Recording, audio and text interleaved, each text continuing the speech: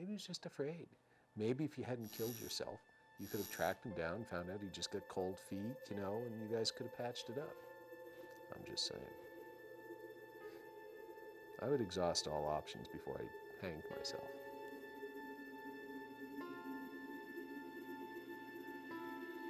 Are you judging her? Yep. Yes, I am.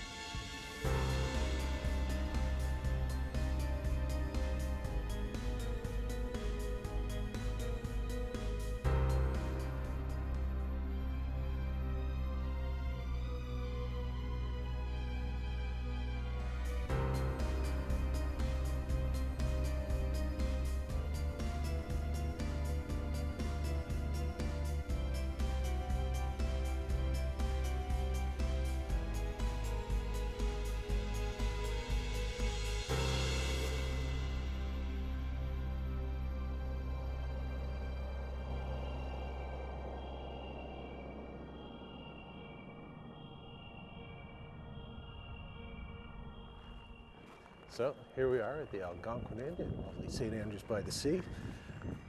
It's a nice looking place. You could be like a princess. Yeah, it's kind of castle-like. It's very castle-like. It's like some sort of fantasy pony land. Only if your fantasy includes being haunted by ghosts. We'll see. Yeah. The Algonquin is one of the most unique locations that Holly and I have visited. It's got a great look, like something out of a classic horror film, but it's also steeped in history, with myriad ghost stories. What made it even more creepy, however, was the fact that it was winter, and much of the hotel was closed for the season, and that really heightened the sense of isolation that Holly and I felt while we were there. After we settled in, Holly and I made our way to the lobby, where we met up with Chris Harrison, a bellman at the hotel who was well-versed in both the history of the property and its various ghost stories. Welcome to snowy St. Andrews and the Fairmont Algonquin. Thank you. I'm going to give you a little tour of the hotel, talk about the hotel history, and some spooky stories along the way. Spooky stories. Some spooky stories, absolutely. The Fairmont Algonquin was built in 1889, originally one of the Canadian Pacific hotels on the railroad. There was a little railway station just here in St. Andrews, and people would travel from all over North America and Canada to be here, to visit the hotel. A hotel that was described as being a modern hotel with all the modern conveniences. Something I'd like to show you first of all, this is the original bell desk from the opening of the hotel, 1889. Wow. The reason I like to point it out is inside this drawer here, we have all of the signatures of the original bellman. Wow. I don't know if you can see here, guys, that this is the earliest signature dating back to 1896. I highlight this and say it's the date that it's from because in 1914 there were some workmen working on the roof of the hotel and a single spark was left burning, and in about 45 minutes the entire hotel burnt to the ground. It's rumoured that there was a loss of one life. It was a bellman. The hotel was closed for the season, but there were still bellmen around, and maybe it's coincidence, maybe it's not, that the only item of furniture that got out was the bell desk, and that it was a bellman that died. Perhaps in getting this piece of furniture out, he lost his life. After his brief rundown of the history of the Algonquin, Chris related to us the various ghost stories associated with the hotel. Two in particular immediately caught our attention because they involved more than just witness sightings. In each case, there were physical manifestations of allegedly paranormal activity. Yeah, I was in the dining room and I was vacuuming away, and one of my friends was over in the corner of the room and he was setting up a table or stuff like that. And all of a sudden the lights just dimmed out on us. But where I was standing next to the only light switch for the room. So there was no way someone could have came and slowly dimmed the lights out on us in the room without me knowing.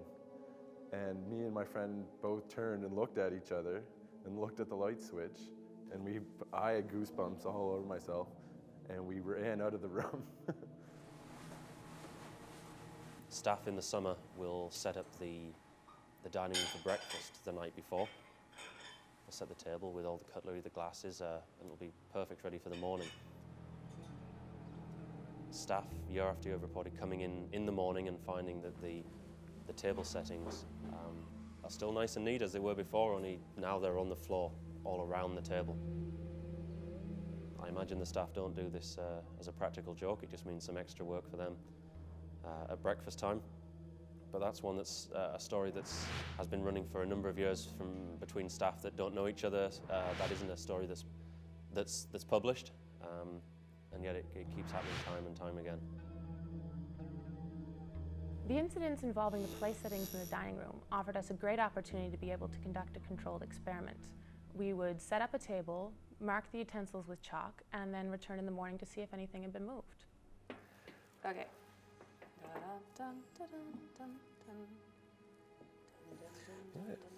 Explain to me why there are two glasses. One is for water and one is for wine. Oh, okay. Unless you're Jesus and you can just change Turn your one water. into the other.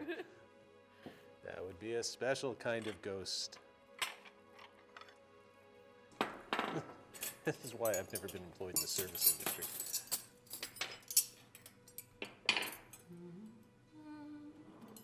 Hurry up. You're actually setting... Yes, that's the whole point. Well, not with a The whole- knife. Careful. It's a butter knife. The whole point is that it's been set properly and then someone comes in and rearranges it. So you want to be, you know... Actually, that's a butter knife. See, even I know that. That's a knife. You're quite right. You would use that for butter. That's true. What would you use this for? I don't know. Depends on what you're going to use it for. All right. Hold on.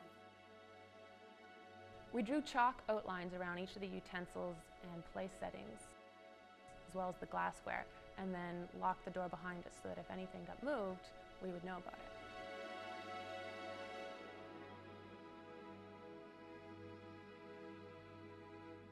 After Paul and I had finished setting the table for our experiment and locked the doors, we headed upstairs to their second haunted location. I had a few minutes along the way, so I took some time to get some baseline readings in the surrounding hallways. Wanted to look for any sources of man-made electromagnetic fields using EMF detector.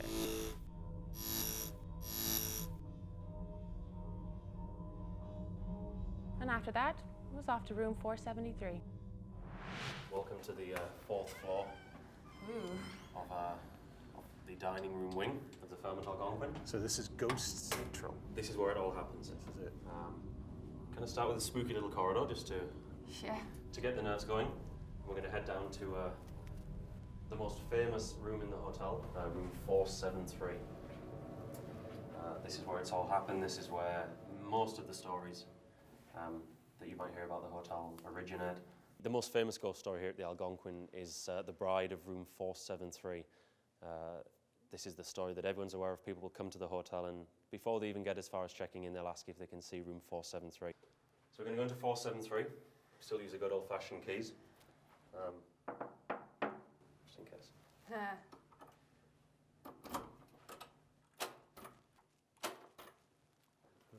After you. Oh, any ghosts?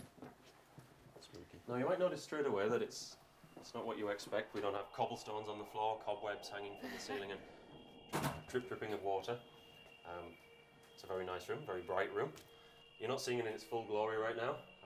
It has been closed down for the winter time. It's a little bit too cold on this side of the hotel to stay here the night. You'll be getting goosebumps and shivers without seeing any ghosts. The story behind it is a bride who was due to be married just in a garden close to the hotel. She arrived for the wedding and the groom did not. She waited and waited and came back to the room, and people say she died of a broken heart. She took her own life in the room. Some say she jumped from the window. There's no conclusive evidence to say exactly how she did it, but for many, many years, people have reported seeing in and around that room a woman dressed in white. We set up infrared cameras. One was located in room 473 to cover the window where the bride may have jumped from. Another was outside in the hallway and then a nearby stairwell where her apparition had been seen many times. This gave us complete video coverage for our investigation. Staff report seeing and hearing a woman crying in the room, dressed in white. People who stay in the room say they see flashes of white in the middle of the night. Closet doors opening, a white figure moving backwards and forwards. And it would appear that she's looking for a lost love in that room and will stay in that room forever or until she finds it. When Ghost Cases returns, Paul and I try to make contact with the ghost of room 473 and get more than we bargained for.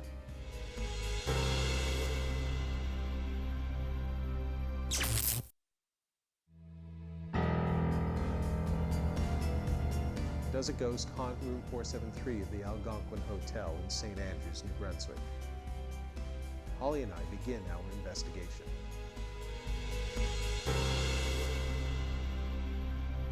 What's the story? She was a bride. She was a bride that was essentially left at the altar. I feel her pain. Heartbroken. Oh, she speaks to me. Well, I just want to let her know that I'm single. And, you know, if you want to come and say hello. Oh, that's a nice shot. We've got a camera. If your orb wants to float in. It's true. You could tell your whole story. People could understand what happened. You can speak on the little tape recorder, and remember to leave me your phone number.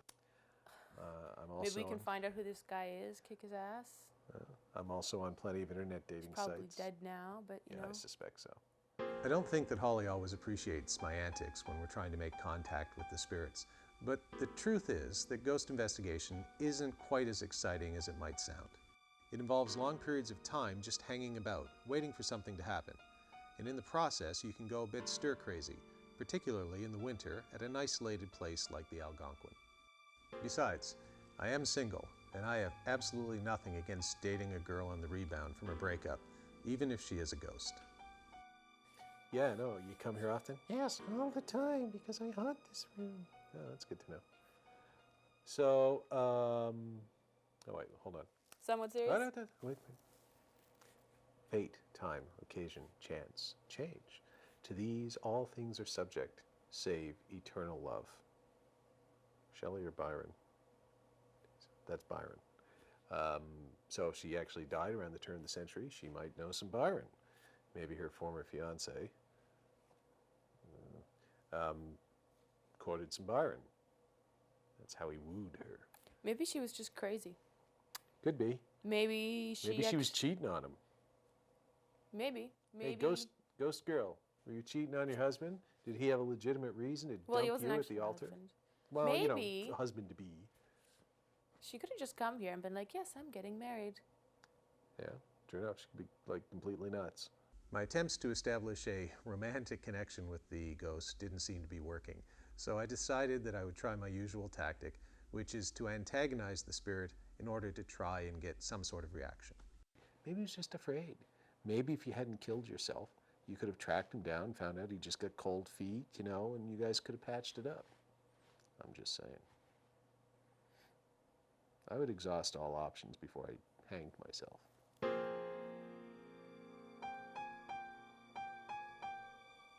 Are you judging her? Yep. Yes, I am. I come from a long line of judges. After about an hour or so in room 473 with no paranormal activity, Paul and I decided to split up and explore the rest of the wing of the hotel. He went downstairs and I went to the surrounding hallways outside room 473. I was not prepared for what happened next. I haven't seen this before. I was walking down this hallway. Whoa. Got here. Looked this way. Didn't see anything except my reflection, which, no.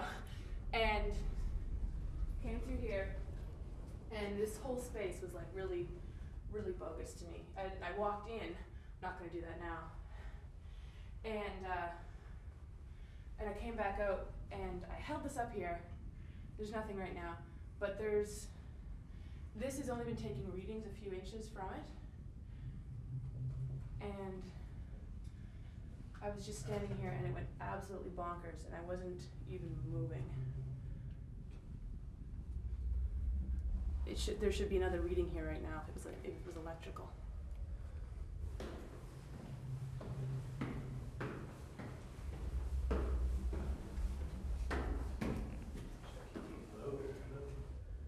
Paul? Yeah. Are you seeing this? It picks up a reading and then it's gone. I know. No, EMF, it didn't right? say anything. What? It, Maybe we have an effect. Oh, now it's up to orange. I've got it up to red before, and there's nothing in this area. I mean, there's an open window here. You could be getting something through that, but it's gone again. Stronger, really strong. Incoming and speaker, back. That's the spot right there.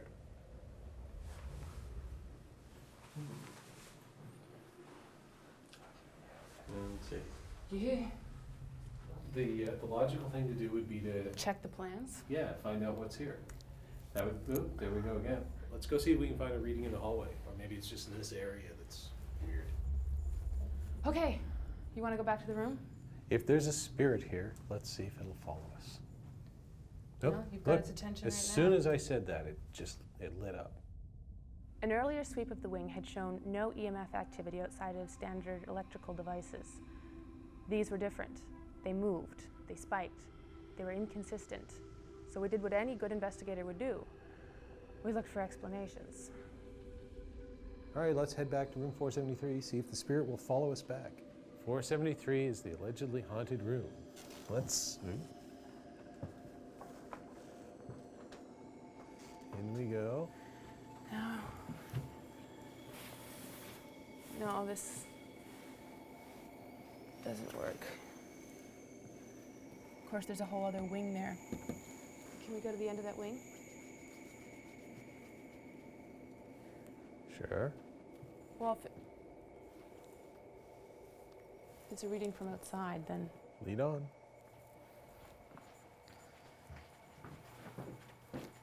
nothing. Why would there be? I don't know what's in these, but okay. Moment of truth. This is fairly close to absolutely nothing. The moment of truth is that you go back to where you were, try it again now that you've been away. You think? Sure, why not? But that would be, you've checked the room, you've checked down this hall. The only thing left to check would be that space again. Let's see if it lights up again. This will be the final test. Does it light up again It's here. in the same room? It's here. It's still flighty, though. Check by the window over. And Did you see that? yeah, don't know what to tell you.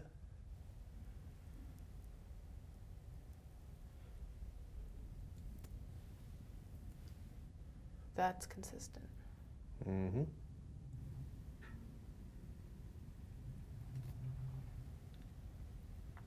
Nothing.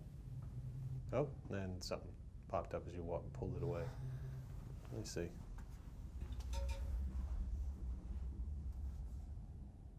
Consistent. There's your zone right there. Red, even. Bouncing like. Take it away. Just take it away. Gone. Put it back. It's still there. Take it away. Gone. Put it back. Still there. See? Go to the other window. I think we can establish a pattern here. All 5 colors of the rainbow. But is it a ghost?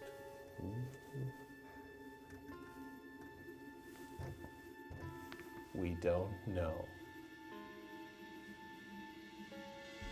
But maybe.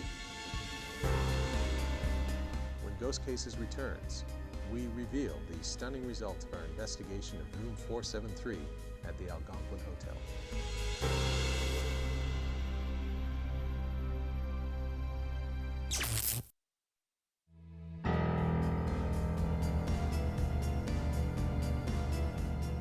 Holly and I continue our investigation of the Algonquin Hotel.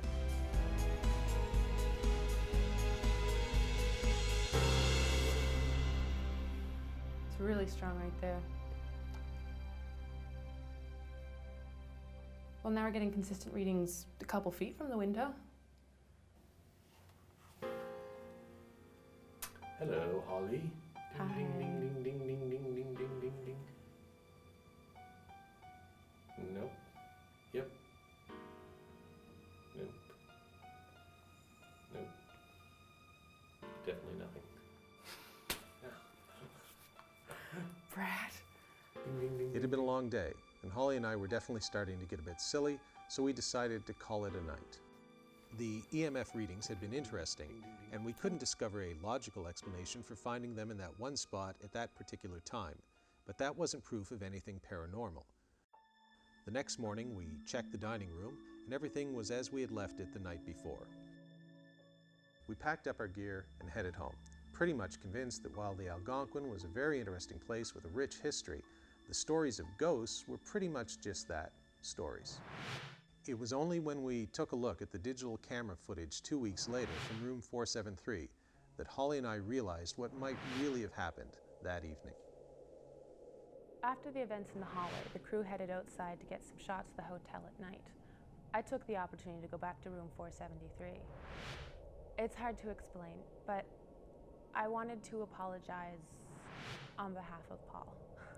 I don't know if the stories of the bride are true, but perhaps they are. And if they are, then everything that she went through, I didn't want to add to her misery, that's for sure. And apologizing really wasn't going to hurt anyone. The area to watch is on the wall behind the computer screen.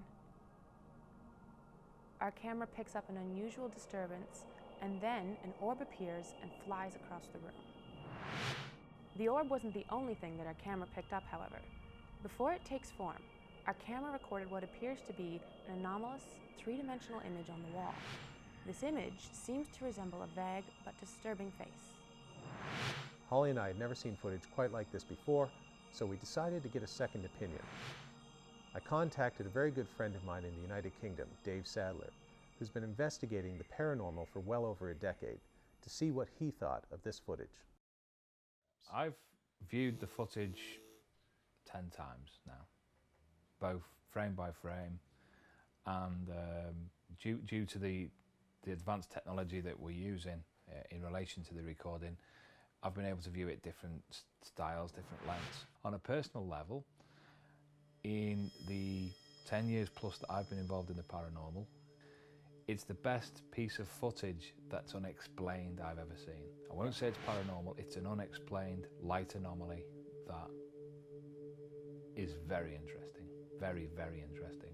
Paul, in 35 years of paranormal investigation between me and Steve, looking at audio, digital, analog, all the different varieties of filming types, photographic types over that period of time, I don't think I've caught anything of consequence whatsoever. But looking at that, I've not seen anything myself that I've captured that could possibly be as important as that piece of footage. I've never been convinced that orbs are evidence of paranormal activity, but I have to admit that I found the footage we recorded in room 473 to be interesting, particularly how Holly responds to the light after it goes by her. She looks behind her. I can't offer an explanation for that. I find it to be genuinely anomalous. I honestly can't remember why I looked in the direction of the flying orb, and I didn't observe any of the evidence that our cameras recorded that evening.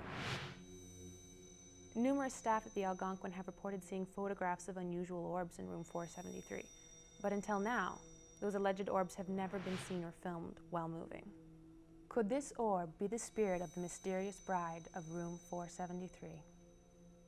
I wasn't entirely kidding when I said I felt the bride's pain.